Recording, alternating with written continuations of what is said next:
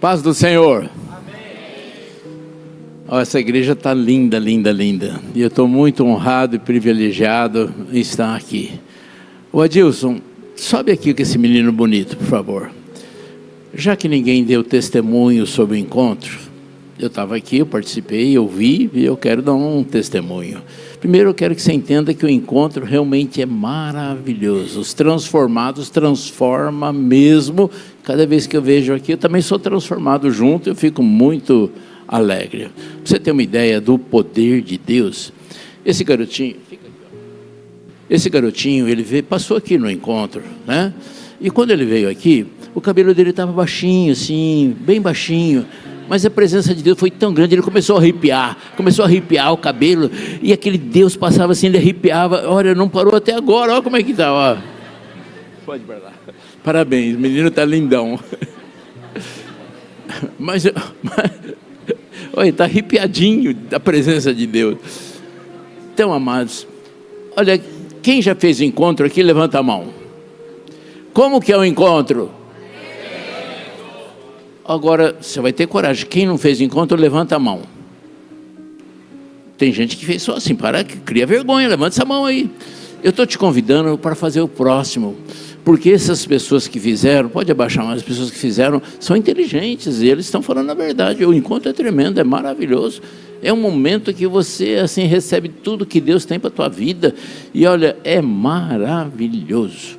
Então, você está convocado para vir aqui no próximo encontro, que vai ser maravilhoso. Amados, eu queria fazer uma proposta bem nobre para você, que é bíblico e que você conhece a palavra. Quando Jesus disse: ide e fazei discípulos, talvez seja a conotação principal dessa palavra nossa. E quero lembrar que esse ide começa na tua casa. E você, pai, você é sacerdote. Eu quero que você, mãe, entenda que teu marido é cabeça, ele é o sacerdote da casa, ele tem autoridade e você tem um valor tremendo, mulher. Mas o teu marido é o sacerdote. E marido, você tem que ser o sacerdote.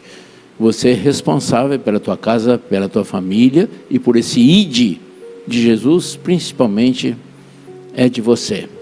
Eu queria que a nossa equipe lá colocasse, por favor, Mateus 1, de 1 a 7, que é um trecho que você nunca leu na Bíblia, porque quando você chega lá, você pula, porque é uma genealogia, tem um monte de nome lá, que você fala, não, isso não me interessa.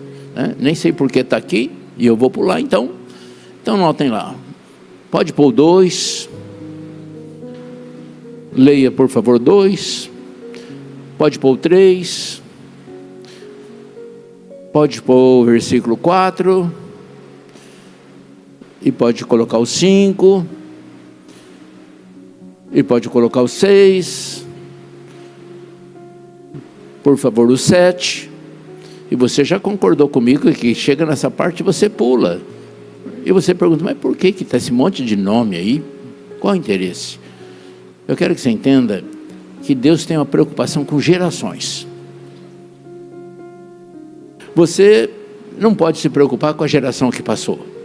Eu duvido que você saiba o nome do teu tataravô. Talvez do bisavô, alguns lembram. Do avô, todos se lembram. Mas do tataravô, porque nós brasileiros não temos preocupação com os nossos ancestrais, mas o povo de Israel tem. É por isso que essa herança, essa árvore genealógica se encontra em vários livros. E se você for em Israel, perguntar para um jovem lá, qual a tua descendência? Ele vai falar um monte de nome que você nem imagina. Ele sabe 30, 40 gerações para trás, de cor, porque é quase que é regra isso em Israel. Porque o povo de Israel, ele prima pelas gerações. Deus clama pelas gerações. E nós brasileiros não ligamos.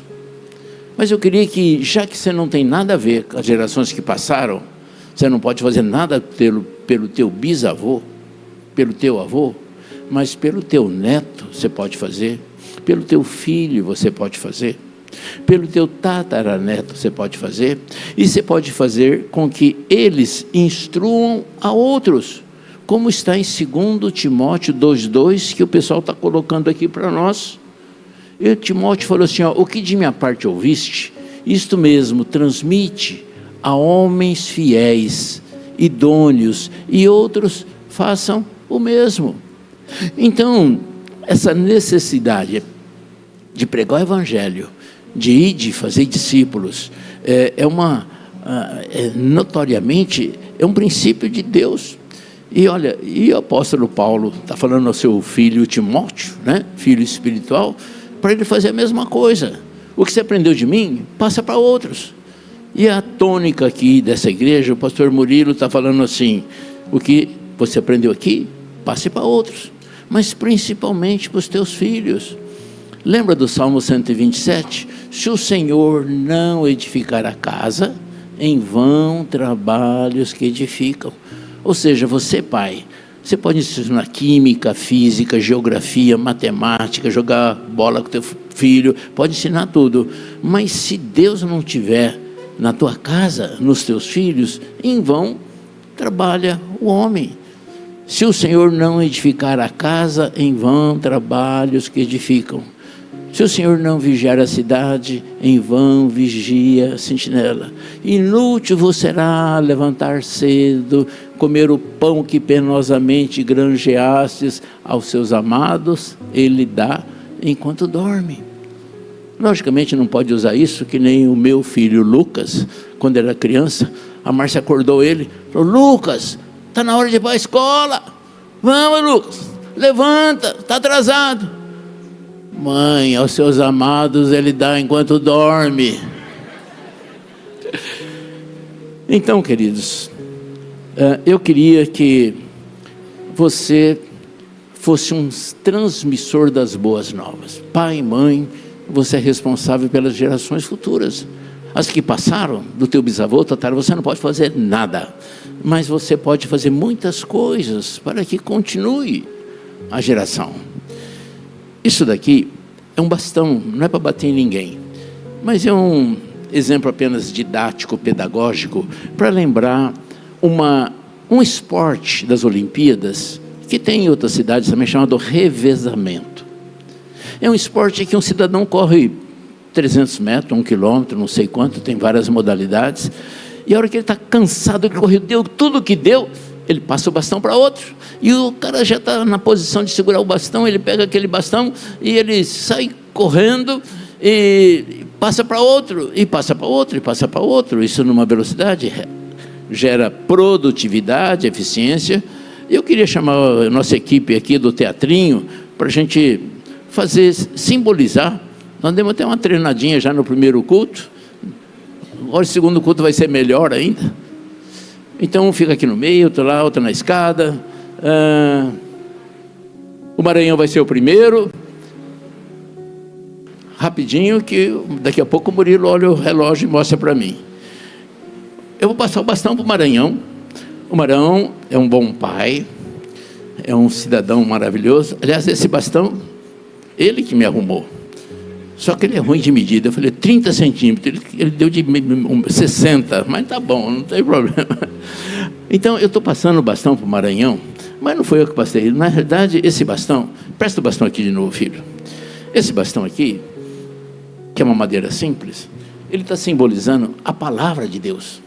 Ele está simbolizando os testemunhos, os princípios, a grandeza, aqueles 10 mandamentos que você aprendeu, tudo aquilo que você aprendeu, tudo aquilo que é nobre, que é bom, que é puro, que é justo, quanta coisa boa você sabe. A palavra de Deus, ela é rica, ela não volta vazia. Então isso daqui representa a palavra de Deus, representa os princípios do Senhor, as promessas dele. Isso tem valor, isso é um tesouro. Isso daqui não é um bastão, isto é um tesouro. E esse tesouro o Maranhão recebeu. E olha, se tem um homem que eu admiro nessa cidade, é o Maranhão, porque ele é polivalente. Ele sabe tudo, de pedreiro, eletricista, encanador, tudo, ele sabe tudo. E sabe da Bíblia também. É um homem honrado, é um homem que é exemplo. Eu fico muito feliz. Pode aplaudir o Maranhão. Aleluia. Olha, e não fica soberbo não, viu? Essa palma só hoje, não vai pensar que todo dia não. Então, o Maranhão vai passar para essa jovem vai passar para esse jovem. Nessa velocidade eles vão perder as Olimpíadas, né? Muito bem. Glória a Deus. Tá bom. Agora fique aqui um pouquinho. Então isso daqui é muito simples de vocês entenderem. O que nós estamos querendo é que você, como pai, no lugar do Maranhão, você passe para o teu filho para o teu neto, e assim por diante, assim por diante. E nós temos, como igreja, nos esforçado nisso. É o ide e pregai o Evangelho, fazer discípulos, que Jesus disse. E nessa representação aqui, didaticamente, pedagogicamente, está bem representado que nós estamos formando discípulos, vamos passando para gerações. É isso que nós queremos, gerações. Agora, eu queria que senta vocês dois lá, por favor. Agora imagine aqui uma lacuna. Esse aqui não correu, esse aqui interrompeu, parou, o bastão parou por aqui, e de repente ficou um vazio. E se você olhar a história de Israel, tem um vazio desse. Você conhece, é um admirador de Josué. Josué foi o cara. Ele teve um professor maravilhoso chamado Moisés. Ele andou com Moisés. Ele viveu 40 anos no deserto. Ele viu tudo aquilo que Deus fez através de Moisés. O mar se abriu, a praga das rãs, das moscas, a morte do primogênito. E Josué estava lá. E de repente, Moisés instruiu Josué. Moisés passou o bastão para Josué. E você ouviu na Bíblia, Murilo já pregou sobre isso. Josué falou: eu e minha casa serviremos ao Senhor. Foi um bom exemplo isso daí, ótimo. Mas você, na realidade, você não vai encontrar na Bíblia, pode estudar a Bíblia lá, você não vai encontrar algo expressivo que os filhos de Josué fizeram. Na verdade, Josué não passou o bastão para a geração. Então ficou um buraco na história da Bíblia.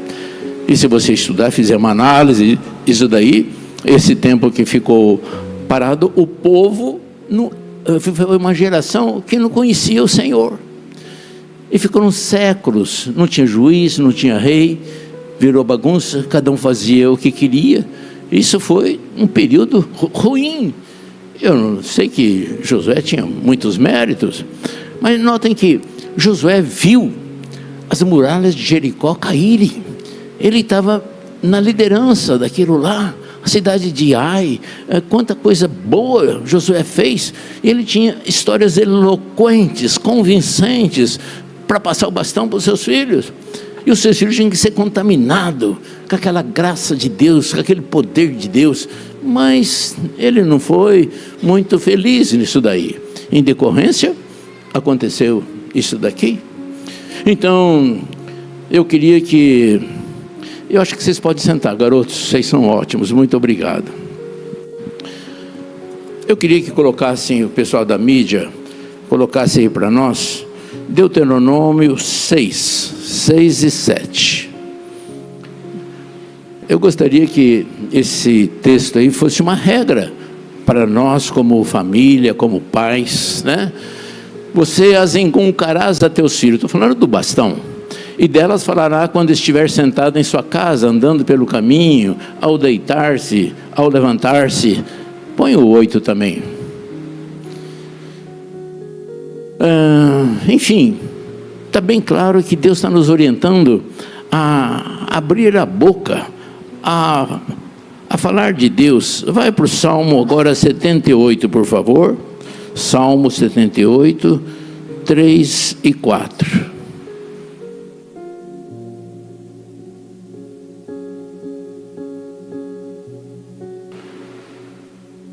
Próximo. Então, os nossos pais nos contaram, e nós não encobriremos aos nossos filhos, contaremos à geração vindoura os louvores do Senhor, e o seu poder, e as maravilhas que Ele fez. Então você, como pai, seguindo os princípios de Deus, porque parece até que o ide de Jesus não é um por favor, se você quiser, parece que é uma ordem, né? Ide, pregar o Evangelho, fazer discípulos, parece que é uma ordem. E com certeza eu imagino que você deve perguntar: Senhor, eu gostaria de fazer a tua vontade. O Senhor fez tanta coisa para mim, o que eu posso fazer para você? Senhor, o que eu posso fazer? E a vontade de Deus é que nenhum pereça, mas que todos cheguem à vida eterna. Então, esses versículos que nós estamos falando, nos conduz a isso. Esse ide de Jesus é justamente para que nenhum pereça. Mas se você não tem condições de executar esse fato que nenhum pereça, mas quem sabe quem sabe dois, quem sabe a tua família, quem sabe o teu vizinho, teus amigos da escola, quem sabe teus primos, aquele que trabalha na oficina com você, ou faz academia com você, joga futebol com você. A gente tem visto testemunhos maravilhosos de jogadores de futebol que faz o gol e ergue para Deus, e dão testemunhos que Deus é que conduz. Tem um goleador aí na Europa que ele deu testemunho que ele joga a bola orando, e ele faz uns gols aí. É um time pequenininho e faz uns gols maravilhosos, e ele testemunha que está orando. Então Deus é grande, é poderoso, e é um desperdício a gente não usufruir da grandeza de Deus. E quero lembrar que o mais importante, a começar com as nossas casas, os nossos filhos. Eu não tenho dúvida que você já ouviu muito falar de Samuel. Samuel foi um grande profeta. Lembra aquela história de Ana, mulher de Elcana, que era estéril, não podia ter filhos, e ela ia todo ano lá no templo, ela orava pedindo um filho. E o sacerdote, o Eli, achou que ela estava bêbada, porque ela balbuciava umas palavras de oração, deu um pito nela, falou: não, Senhor, eu estou aqui orando porque eu quero um filho, porque eu não tenho filhos. E ele abençoou ela, falou: vai na tua força, Deus te abençoe, e coisa assim. E a promessa dela, que se ela tivesse um filho, ia ser consagrado a Deus, se entregar nas mãos do Senhor. E ela teve um filho, deu o nome de Samuel, desmamou o menino e levou o menino para o sacerdócio junto com o Eli.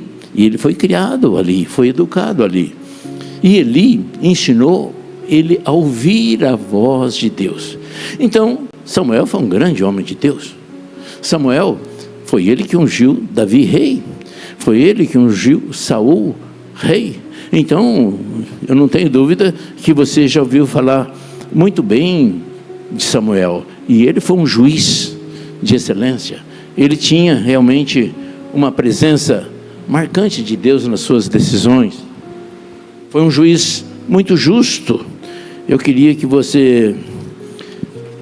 teve uma batalha em Mispa, que os filisteus atacaram Israel, e o povo pediu para o profeta orar, e ele orou, e Deus fez uma trovoada lá, desbaratou a guerra, e eles venceram os filisteus, e devolveram todas as cidades que tinham conquistado. É uma história comprida, que não vale a pena agora, mas eu quero que você entenda que Samuel foi um grande juiz, um homem de Deus.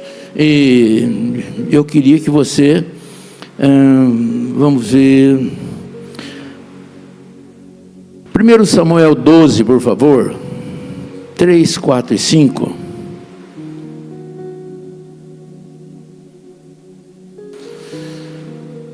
Eu estou mostrando para vocês um versículo que mostra que ele era um juiz consagrado, justo, e ele fala com os anciãos e todos eles. O próximo, por favor, o 3, o 4.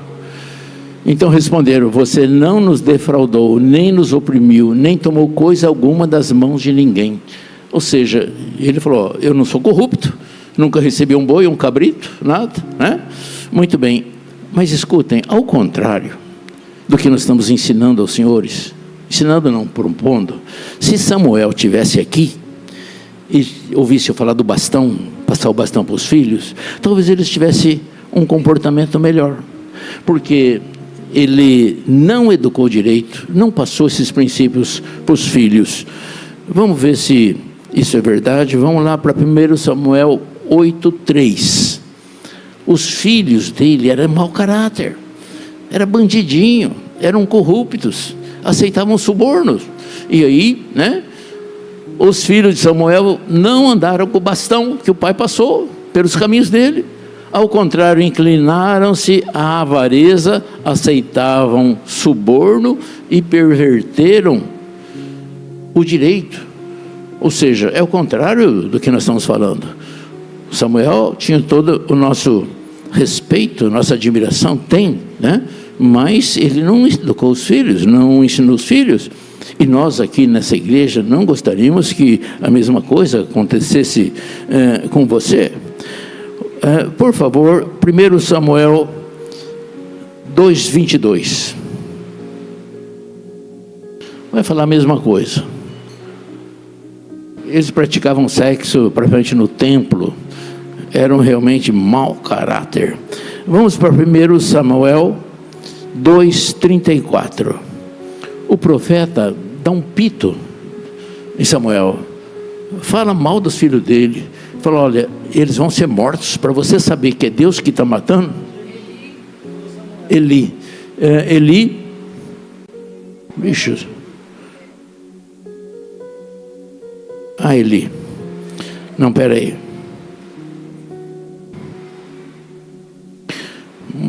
Então, espera, vamos voltar. Agora, notem que por que Samuel foi bom? Porque Eli ensinou ele, passou o bastão para ele. Mas acontece que Eli estava cuidando do filho do outro, da Ana, e não estava cuidando dos filhos dele. Ele tinha 2 filhos, Hofni e Finéias. E esses 2 filhos, da mesma forma que os filhos do profeta Samuel, eles eram mau caráter, homens de Belial. Hofni e Finéias eram picareta, malandro. Não tinha o ensino do que nós estamos falando, das gerações, um passando para o outro. E eles, a Bíblia fala nesse trecho aí, que eles iam, o profeta falou que ia morrer no mesmo dia, né? 1 Samuel 2:34. E o que vier a acontecer com seus 2 filhos, Hofni e Finéias, será um sinal para você. Ambos morrerão no mesmo dia. Ou seja, os 2 filhos estavam vivos, mas o profeta dá um pito no sacerdote ali, e fala: ó, teus filhos vão morrer no mesmo dia, você saber que é Deus que... E vamos para 1 Samuel 4:10, por favor. 10 e 11. Na guerra contra os filisteus, Israel foi derrotado e cada um fugiu para sua tenda. Foi uma grande derrota, pois foram mortos de Israel 30.000 homens. Continua o próximo. E os 2 filhos de Eli, Hofni e Finéias, foram mortos, como o profeta tinha dito. Então, amados, esses 2 homens que têm a nossa admiração, o sacerdote Eli e o profeta Samuel, não passaram o bastão como nós estamos querendo que você passe. Só mais um exemplo que você vai ficar extasiado, estarrecido, se você não conhece a Bíblia, se é novidade para você. Você já ouviu falar muito bem de Davi. Davi era um adorador. Davi matou Golias. Davi tinha compromisso com Deus. Davi espantava os demônios tocando harpa, instrumento. Olha, Davi tem uma história maravilhosa. Se você for fazer turismo em Israel, você vai visitar lá um grande templo só homenageado a Davi, ao rei Davi. Olha, o povo de Israel ama Davi, nós amamos também. Davi tem um respaldo nosso, uma admiração nossa maravilhosa e etc. Mas ele foi um péssimo pai. Eu vou repetir. Davi não passou o bastão, não deixou legado para os filhos. Você ouviu falar de Mefibosete, que era um garoto de pernas tortas, filhos de Jonathan, e Davi tinha feito uma aliança com o pai, que cuidaria um do outro. Então ele chamou Mefibosete para comer, né? Mefibosete estava na miséria lá em Lodebar, que é um deserto. Davi ficou sabendo, chamou o filho de Jonathan para que comesse na mesa do rei todos os dias, deu terras para Mefibosete e tirou ele da miséria e colocou no bem bom ali dentro do palácio. Mas os filhos ele negligenciou. Ele tinha uma filha chamada Tamar. Tinha um filho chamado Aminon. E Aminon se apaixonou por Tamar e quis ter sexo com ela. E a Bíblia nos conta detalhes. E ele violentou, estuprou Tamar. E além disso, desprezou, depois do ato em si, falou: ó, vai embora daqui.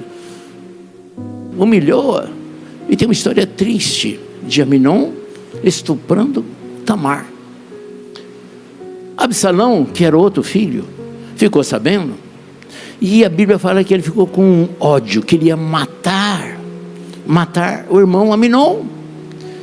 E sabe o que o rei Davi, com toda a sabedoria que Deus deu para ele, fez? Nada.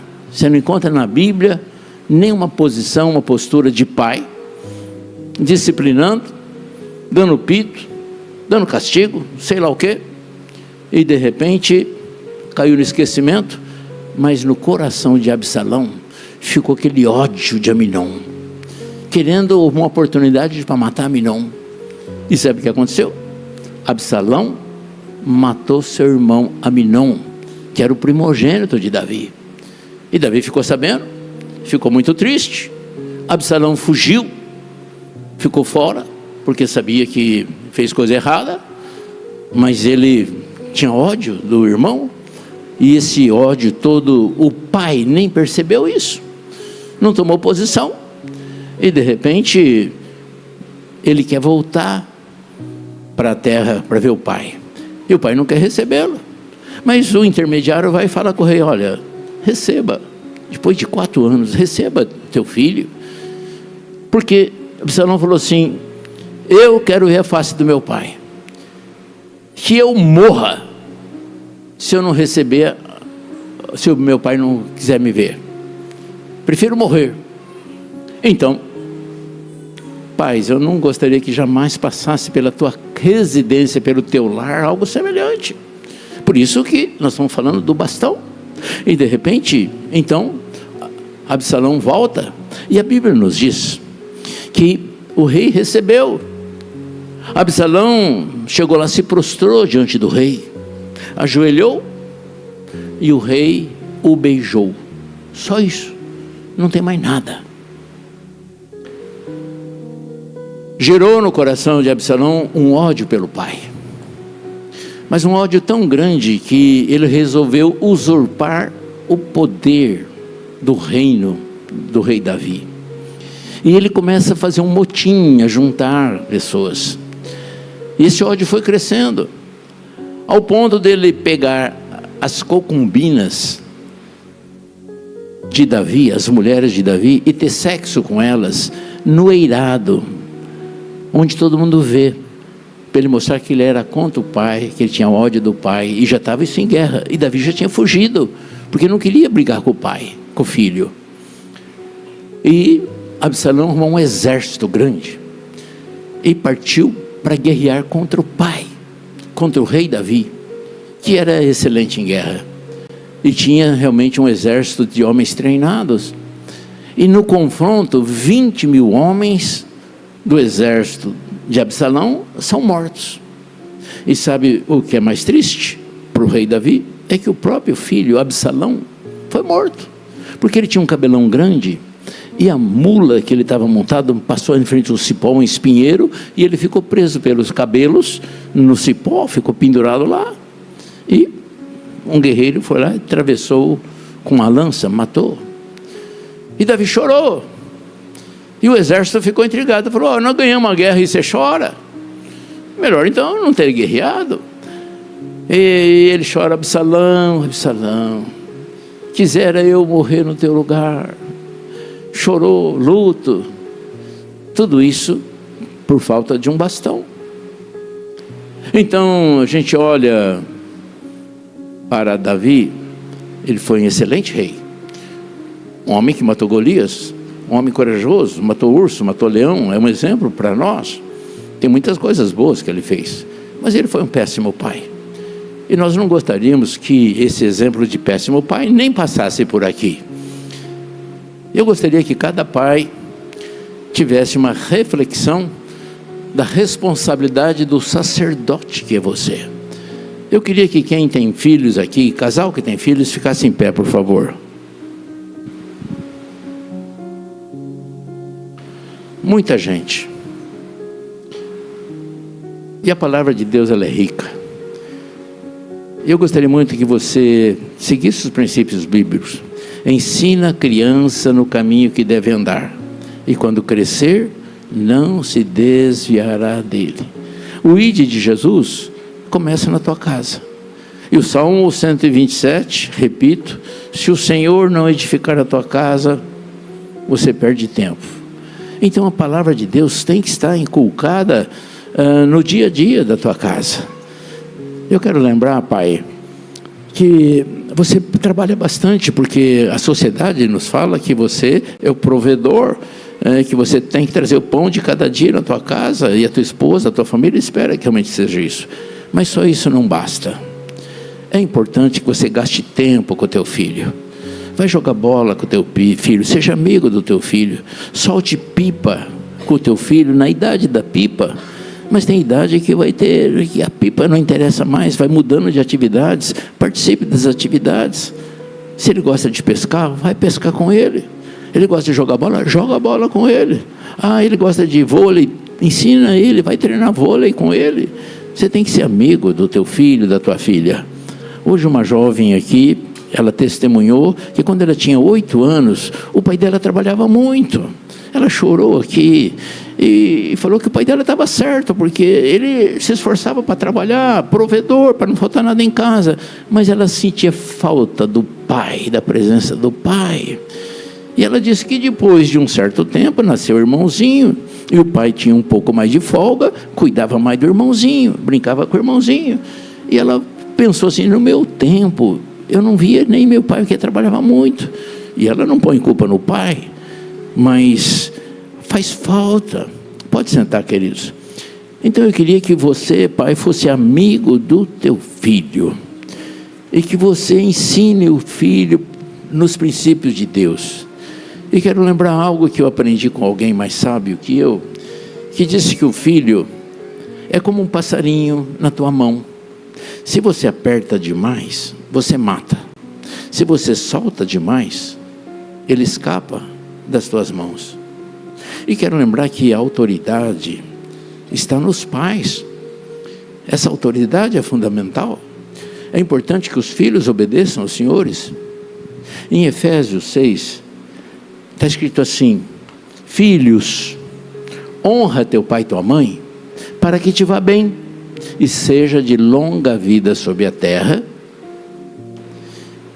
Então, eu posso imaginar o contrário. Filhos, aqui de Nova Mutum, não honra teu pai e tua mãe, então você não vai bem, e você não será de longa vida sobre a terra. Mas o que nós queremos como pais, é que nossos filhos vão bem, que eles sejam prósperos, que eles sejam bem-sucedidos, e que eles tenham vida longa. Então, é bíblico, é regra, é que nem matemática, é um versículo, é uma lei de Deus, e Deus segue o que está escrito. Então, amados, eu admiro muito o pai que faz do filho o Salmo 1. Bem-aventurado é o teu filho que não senta na roda dos escarnecedores, antes o seu prazer está na lei do Senhor, e na sua lei medita de dia e de noite. Ele será como uma árvore frondosa, plantada junto à corrente das águas, que no devido tempo dá o seu fruto, e tudo quanto ele faz será bem sucedido. Queridos, você quer que o teu filho seja bem sucedido, então não deixe ele sentar na roda da bagunça lá fora, não, na roda dos escarnecedores. O prazer dele deve estar na lei do Senhor. Você conhece aquele conselho sábio que Deus deu para Josué?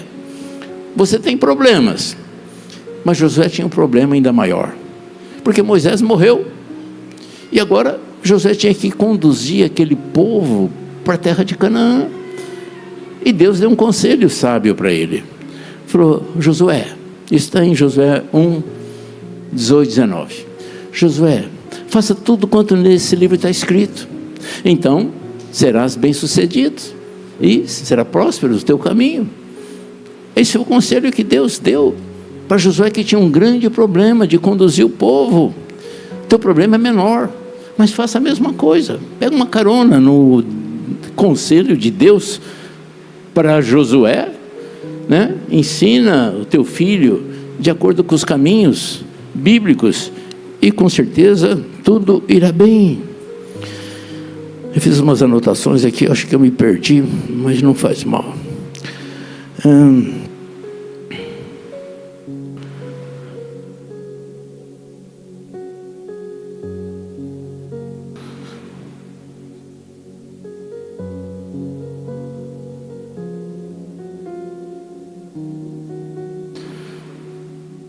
Quando eu tinha 8 anos de idade, eu fui escoteiro. Acho que nem... Parece que está fora de moda ser escoteiro, né? Mas na época tinha o escotismo. E a gente tinha um instrutor. E o instrutor era um bom homem. E ele nos ensinava uma regrinha do escoteiro. Ele disse que nós tínhamos que fazer pelo menos 2 boas ações por dia. E deu um exemplo, falou, olha, se chega uma mulher, uma velhinha, está querendo passar a rua, atravessar a rua, tem muito trânsito, você vai lá, pega ela pelo braço, atravessa a rua. E eu fiquei muito empolgado com isso, e eu peguei isso como uma determinação para a minha vida. E eu cheguei para minha casa e falei para minha mãe, mãe, o instrutor lá falou que a gente tem que fazer 2 boas ações por dia. E ela falou, Mauri, olha, você consegue fazer 3, e às vezes até 4, então não limita só em 2 ações, né? Faça o bem sem ver a quem. Minha mãe me ensinava isso. É um princípio bíblico, de certa forma. E eu cresci procurando fazer boas ações. Eu lembro que na minha cidade, eu saía para a rua caçando as velhinhas que queriam atravessar a rua, mas não encontrava. Chegava lá e já tinha atravessado. E eu ficava procurando, acho que até hoje não achei nenhuma velhinha que pudesse atravessar a rua. Elas atravessam rápido e não precisa de ninguém pôr a mão nelas, não. Mas eu literalmente pensei nesse exemplo. Mas isso fez bem para mim, porque eu acho que eu virei pastor por causa de ser escoteiro. Porque o pastor é uma pessoa também que faz 2 boas ações por dia, quer fazer o bem, etc. Mas eu queria induzir os senhores a esse princípio do escoteiro. Aqui ninguém é escoteiro, mas vocês têm a Deus como princípio. E o princípio de Deus é mais ou menos esse: faça o bem, faça boas ações. Ensine teu filho a ser grato, a elogiar as pessoas, agradecer pelo pão de cada dia que tem na mesa. Se o teu filho está rebelde, fala para ele ir comigo para a África, porque lá na África ele vai dormir no chão. Ele vai ter que fazer cocô no mato, não tem vaso sanitário. E lá não tem colchão, não. Ele vai dormir numa palha, num chão, esqueci o nome, uma esteira de palha, né? Ah, ele tem água gelada na casa dele. Na tua casa tem água gelada. Lá não, ele vai beber água de canequinha do Corgo, né? E não é filtrada não, é água suja. E o banho é de canequinha cada 3, 4 dias também. E lá não almoça e janta não. Tem uma polenta doce que é chamada chima, é uma polenta com açúcar, igual a nossa aqui, que a comida é só deles. E quando a gente vai para lá e faz arroz e feijão, desce gente das colinas, das florestas, das montanhas para comer arroz e feijão. É a notícia esparrama, tem arroz e feijão. Um pastor lá, eu falei, quanto que nós vamos comprar de arroz e feijão? Ele falou, compra um saco de arroz e um saco de feijão. Eu falei, esse cara também grupinho, ele vai querendo guardar para o ano inteiro arroz e feijão. E nós ficamos lá esperando, né? Compramos arroz e feijão. Andamos com o caminhonete, não sei quantos quilômetros lá, para achar arroz e feijão. Compramos arroz e feijão. E fizemos arroz e feijão lá é feito na fogueira, não tem fogão elétrico que nem vocês não. E de repente, no dia anterior, ficou sabendo a notícia que ia ter arroz e feijão no outro dia. A mulherada vinha com esse neném no colo, deitou perto da fogueira e punha o neném no colo e dormiu ali, para não perder o arroz e feijão do outro dia. Encheu o terreiro lá, aquelas fogueirinhas lá, as mulheres tudo dormindo com o neném na barriga, e veio gente do contelado, e olha, eles comeram arroz e feijão com uma boca que coisa linda. Não deixa teu filho reclamar. Tudo dai graças, diz a palavra do Senhor. Então eu gostaria muito que você fosse um transmissor de boas novas para os teus filhos, mas que você fosse amigo deles, que tivesse um ambiente, um clima para isso.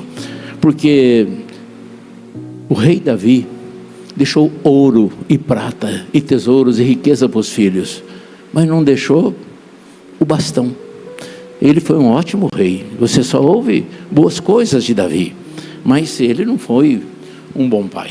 E ao contrário, nós queremos que você faça isso. Nós temos aqui GPS. GPS é uma máquina de passar bastão. E tem outras ferramentas, tem outras maneiras. E nós gostaríamos que você fizesse parte de um GPS.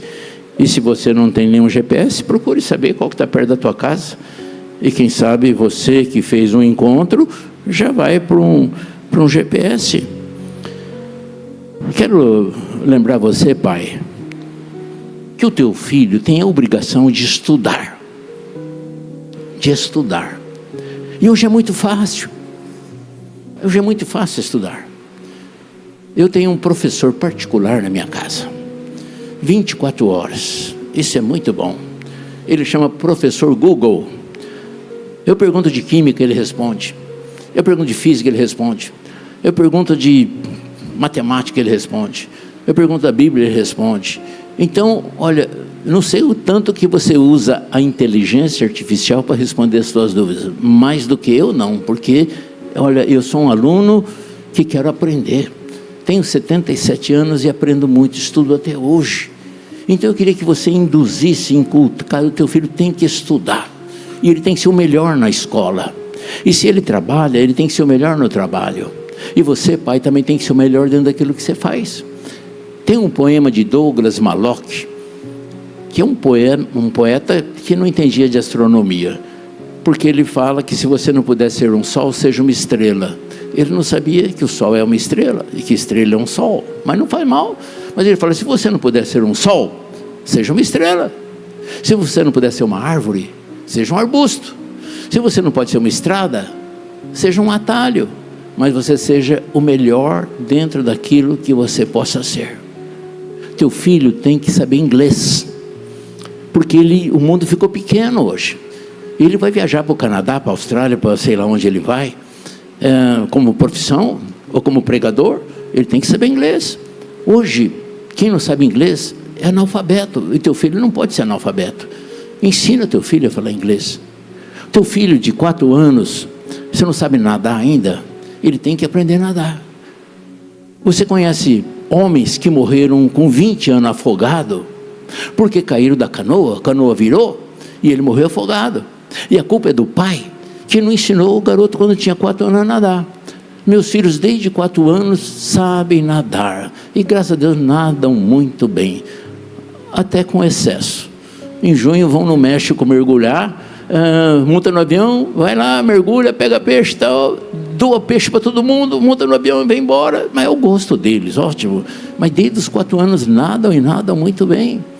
Então, em Israel, isso é lei, faz parte da educação. O pai é obrigado a ensinar o filho a nadar com 4 anos de idade. Então, se teu filho tem 13 anos, culpa é tua. Bota ele dentro da água, vai ensinar ele a nadar. Porque morre por besteira. Cai numa... ninguém sabe o que pode acontecer. Pode acontecer, virar uma canoa, ou cair numa piscina, ou coisa assim, e de repente você perde um filho, e a culpa é tua, e a culpa nunca é boa de ser da gente. Muito bem. Então eu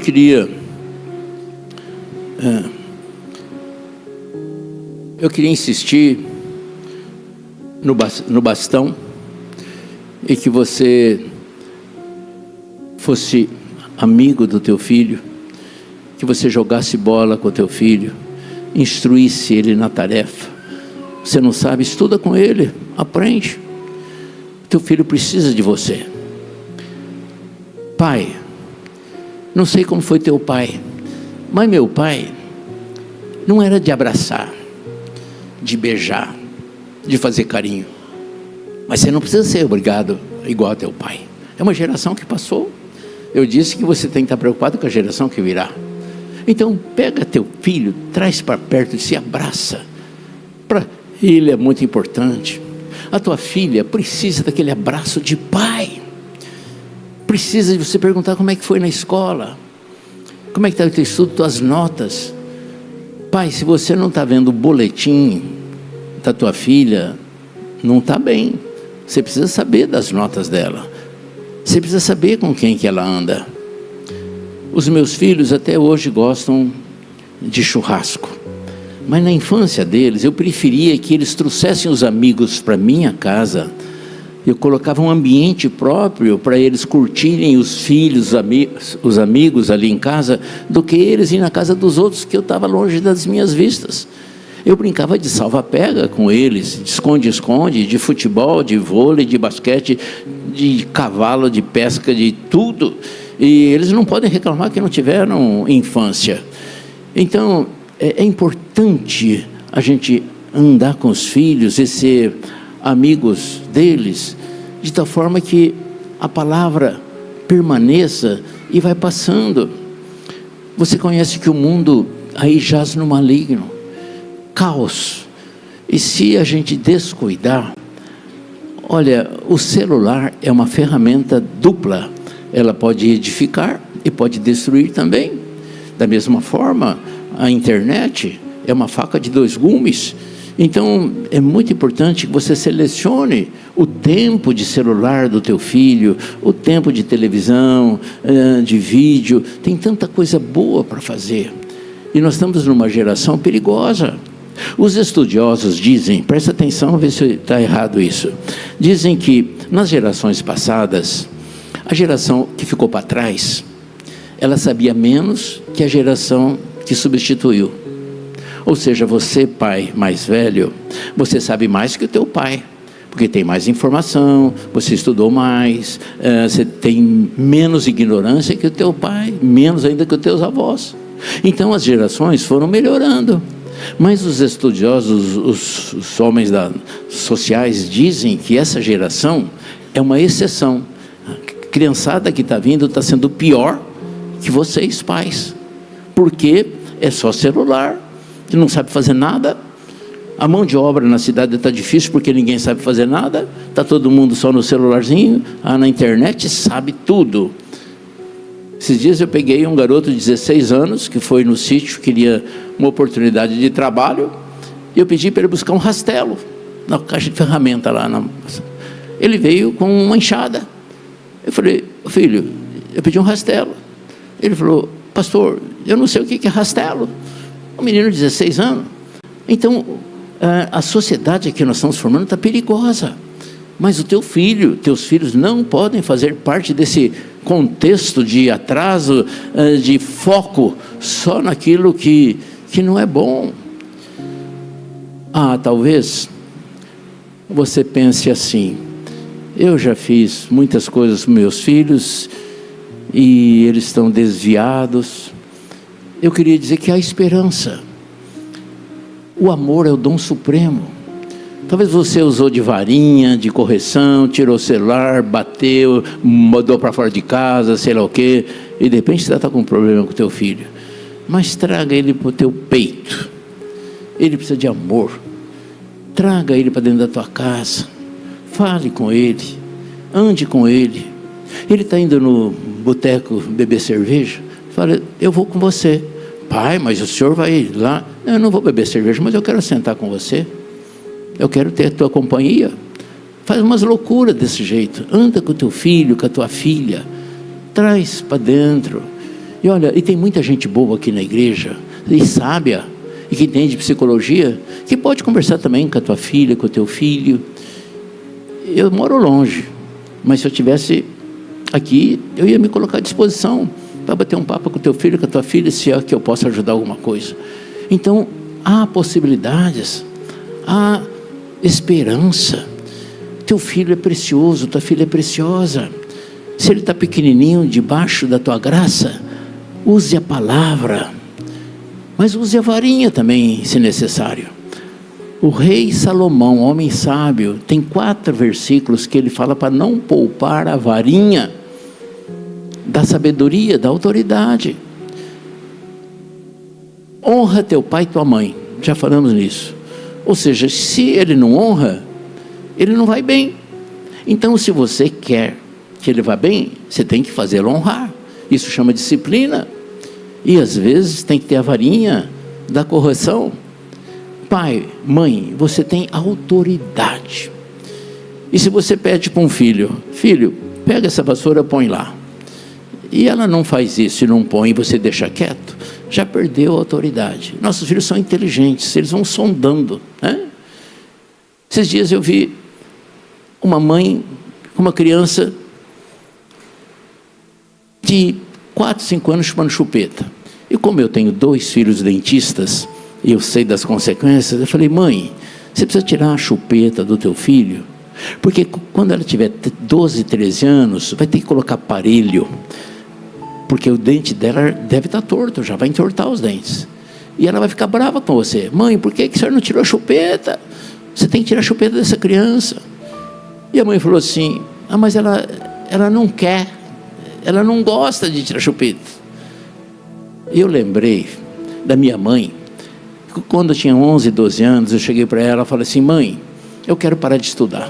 Eu não gosto de matemática, de inglês, de coisa assim. Eu vou ajudar meu pai na fazenda. Eu estou cansado de estudar, não quero estudar mais. Ela pegou o dedo, botou no meu nariz e falou, filho, falou, Mauri, nunca vi minha mãe daquele jeito. Ela ficou endemoniada. Mauri, se você me falar outra vez que você vai parar de estudar, eu vou pegar uma varinha de goiabeira e quero te cortar de vara, que você nunca apanhou na tua vida igual. Você nunca mais me fala que você vai parar de estudar. E se você gosta ou não gosta, não interessa.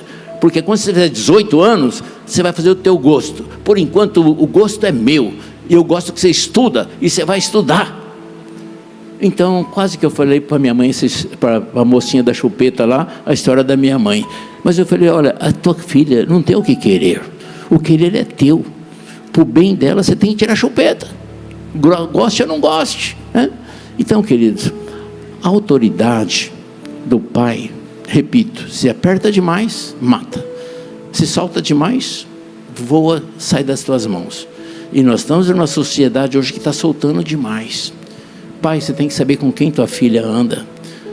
Se você não tem autoridade agora, que ela tem 6, 7, 8 anos, se você fala, ela nem liga. Quando ela tiver 13, ela vai falar, pai, eu vou na festa da boate de não sei aonde.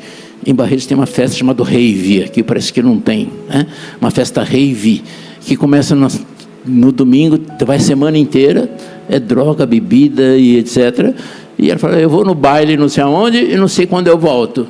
E você perdeu a autoridade. Então segura com sabedoria, com entendimento, e o amor é o dom supremo. E quando você busca Deus, as coisas se acomodam. O Espírito Santo é disponível. E eu gostaria muito que você usufruísse da graça de Deus para com você, para com a tua família. E você, pai, assumisse a posição de sacerdote. Você é responsável pelo crescimento dos teus filhos em espiritualidade. E já estou terminando. Então, não é difícil, é fácil. E a coisa mais valiosa que você tem é a tua família. Você pode ser rico, pode ter carro raro, você pode ter garagem com 3, 4 carros, dinheiro na poupança. Mas como o rei Davi, se não tiver os filhos com amor, com graça, não vira. Eu passei o meu bastão para o Murilo, ele passou para a Helena. As filhas,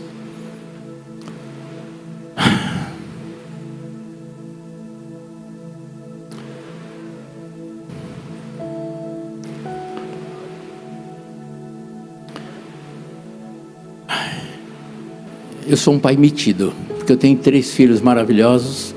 A Helena e a Laura são maravilhosas porque o pai e a mãe passaram o bastão para as 2 filhas. O Lucas é o caçulinha da mamãe.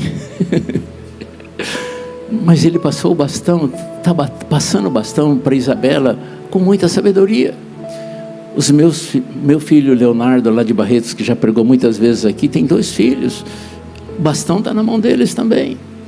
Então, é gostoso, é bom, é saudável.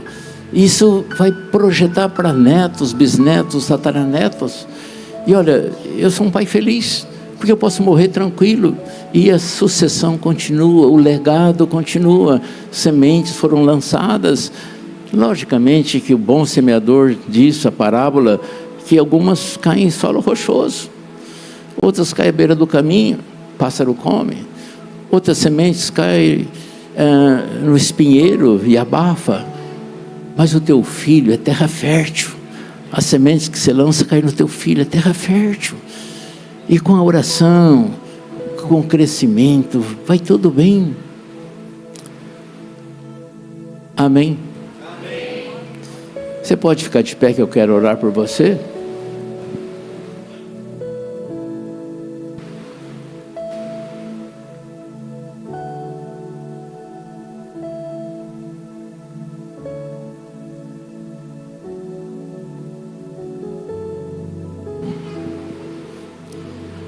Só lembrando que o apóstolo Paulo era um grande criminoso, era um bandido. Ele pegava os cristãos, prendia, matava, judiava. Quando Estevão, Atos 7, morreu, Saulo estava lá, achando feliz que Estevão estava sendo morto. Mas ele encontrou Jesus, e de Saulo passou para Paulo. E ele fez viagens mais de 15 mil quilômetros, passando o bastão. E o que ele fazia era passava o bastão. Ele passou em Antioquia, em Listra, em Filipos, em Roma, em Tessalônica, em Corinto, em Éfeso. E onde ele foi, ele deixou bastões passando para outros bastões. E ele formou discípulos e formou igrejas. Eu não estou prevendo nem querendo que você seja igual Paulo. Que você seja você mesmo, mas que você brilhe o brilho do Senhor, não o teu. Que você seja um reflexo da graça de Deus, que você usufrua das promessas do Senhor, que você seja feliz, tu e tua casa, e que todos possam ver que o teu testemunho, o teu agir fala mais do que tuas palavras. O teu exemplo brota o bom perfume de Cristo. Senhor Deus e Pai, eu te agradeço por cada família que está aqui, pela tua palavra, pelas tuas promessas, pelos teus princípios, Senhor Deus. Obrigado porque o Senhor reina, o Senhor é o pastor dessa igreja. Te agradecemos, Senhor Deus, pelo encontro que teve hoje, Senhor, pelos bem-sucedidos. Obrigado, Senhor Deus, pelos líderes que estão aqui. E agora, Senhor Deus, eu coloco essas famílias, pai, mãe, filho, Senhor Deus, diante do teu manto. E peço, Senhor, que o Senhor determine que anjos especiais estejam em cada casa aqui representada. Teu Santo Espírito passeando sobre todos, que essa palavra seja rema e possa inculcar, Senhor Deus, na mente, no coração de cada família que está aqui, e que a gente possa usufruir da tua graça, da tua palavra, que os filhos cresçam na admoestação do Senhor, e quando crescer não se desviem da tua palavra. Que seja tudo bênção, que seja tudo paz, que os talentos e os dons estejam sobre essas famílias, que o Senhor fale, Senhor Deus, com os pais, com as mães, de tal forma que a família seja realmente um sacerdócio e seja exemplo para outras famílias. Como pastor, como servo, como apóstolo, eu estou abençoando cada casa, cada lar, e te agradecendo porque o Senhor trouxe cada um aqui. Obrigado pela tua palavra, obrigado, Senhor Deus, pelos exemplos, e nós te agradecemos por tudo. Pedimos uma semana eloquente, uma boa semana, que tudo vá bem, em nome de Jesus, amém.